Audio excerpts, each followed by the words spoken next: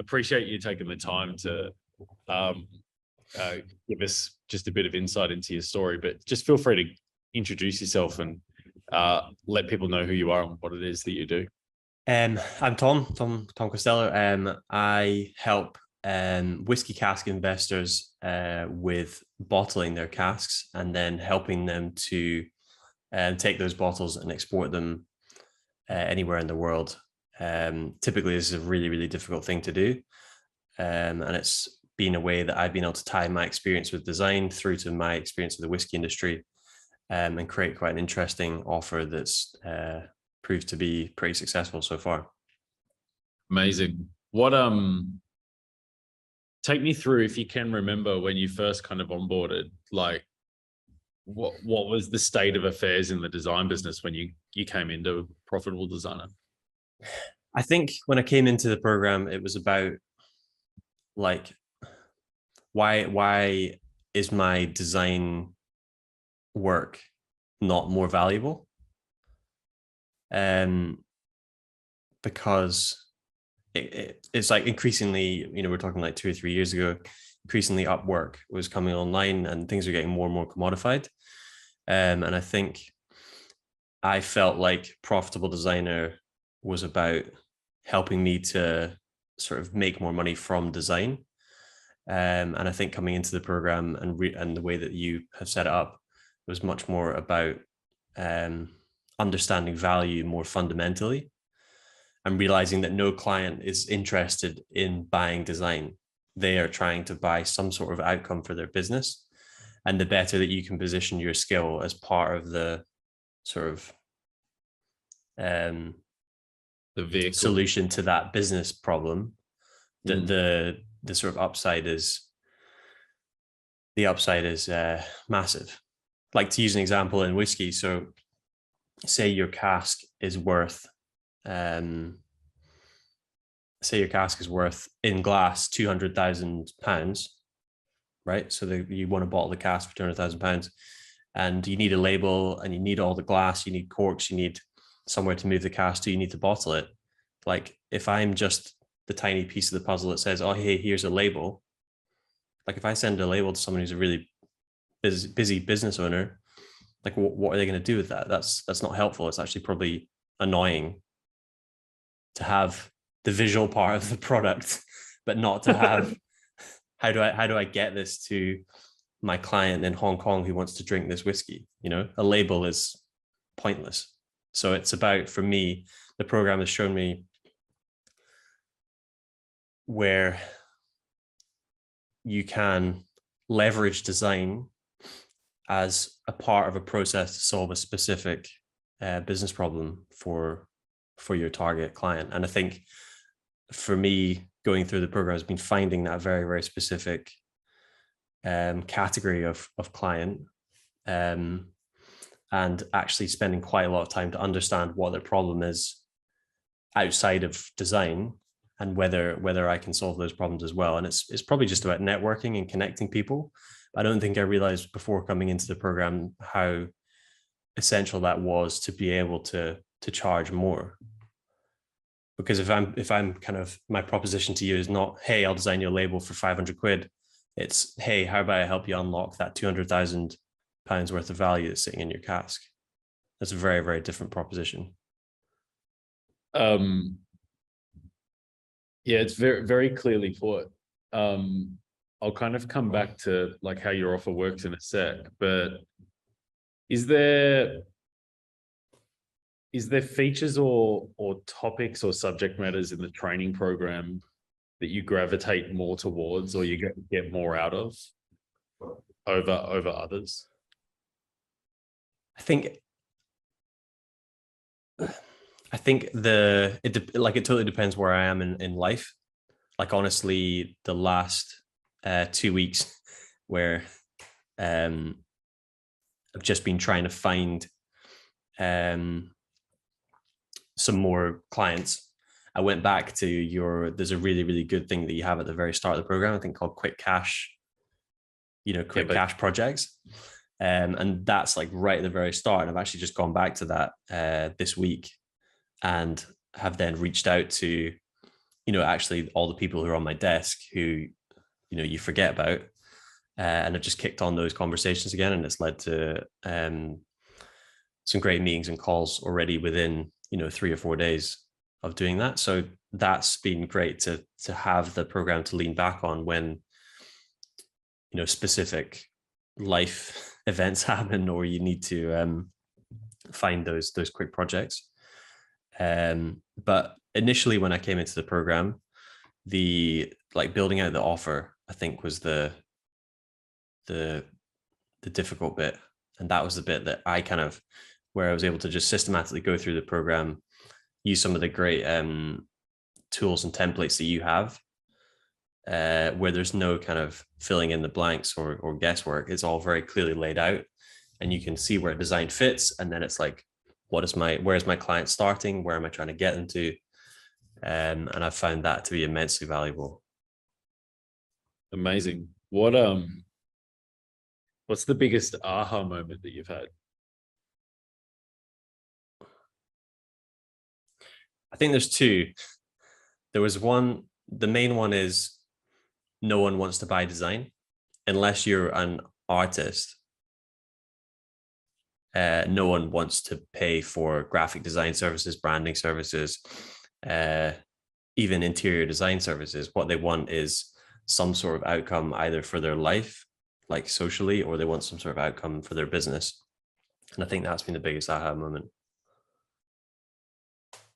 Take me through, you posted in the group like a few weeks ago, I think it was just before the new addition to the family, but you closed like a 12K project.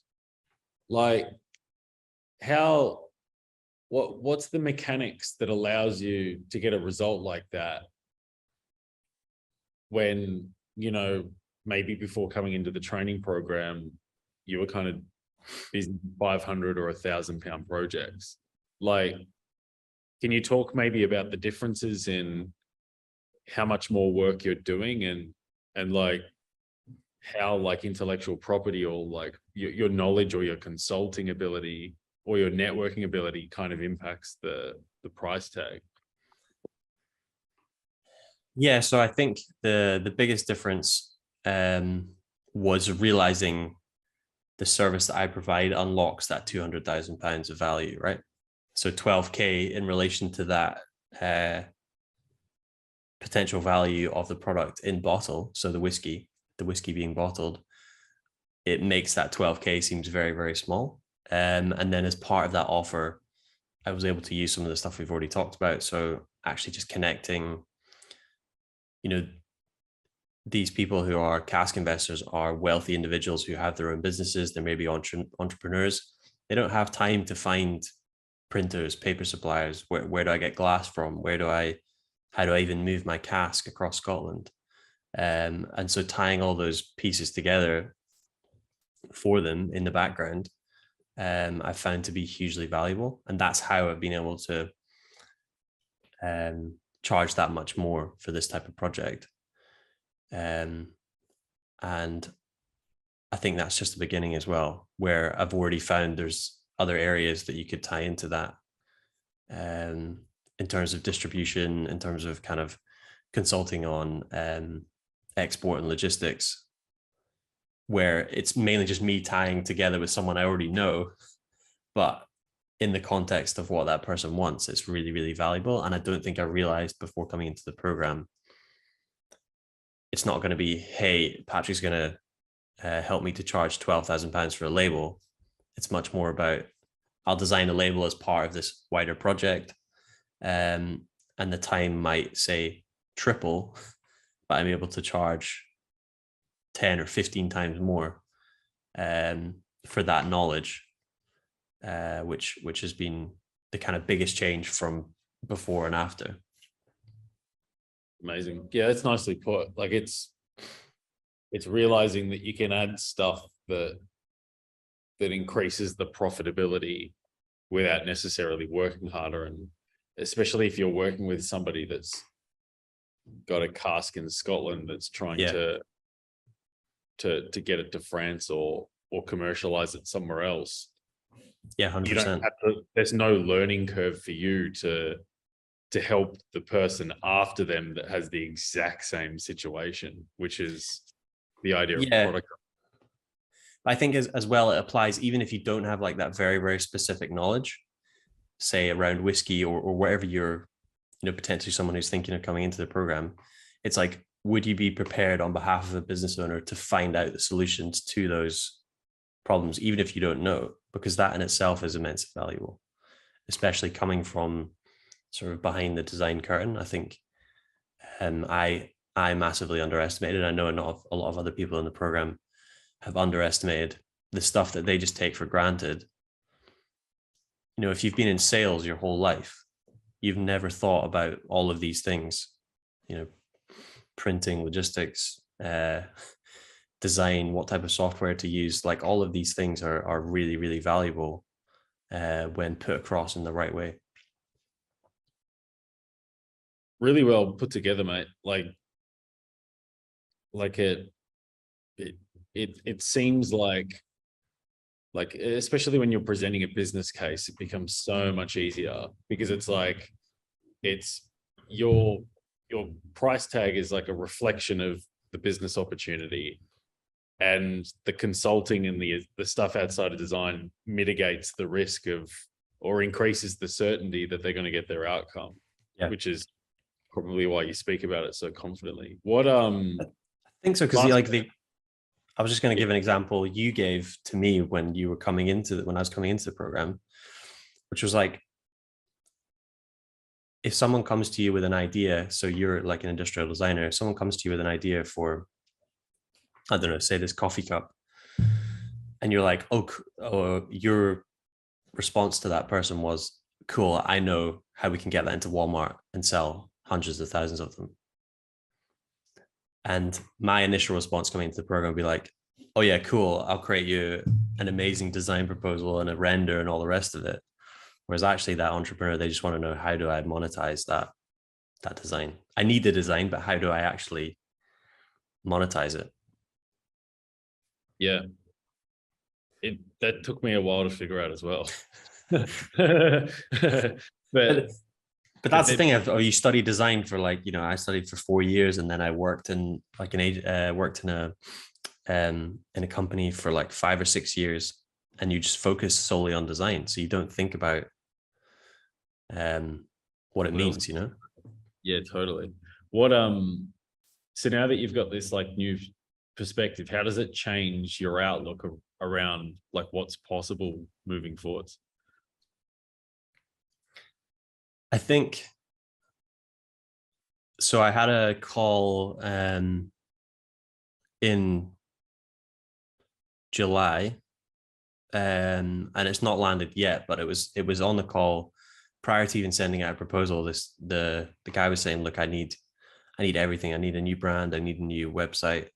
I need bottling. Like I need not just the cask bottling services, but I need kind of branding services. I need all this stuff for my business. And I think on that call, I was just able to say, look, would you be prepared to pay upwards of 50K to solve this problem? And the guy was like, yeah, that sounds about right. So I've realized perhaps I'm not going to do all of those elements, but I'd definitely be able to bring them together for 50K plus, and realizing that the sky's the limit once you sort of realize that you're a problem solver, not a designer. Yeah. And like you were saying as well, almost like a business consultant. But coming from the product side rather than coming from the sales side. Yeah. How many 50K engagements would you need a year to hit your goals? I think for the amount of work involved, yeah, probably 3. Yeah, and that would be a very, very straightforward life.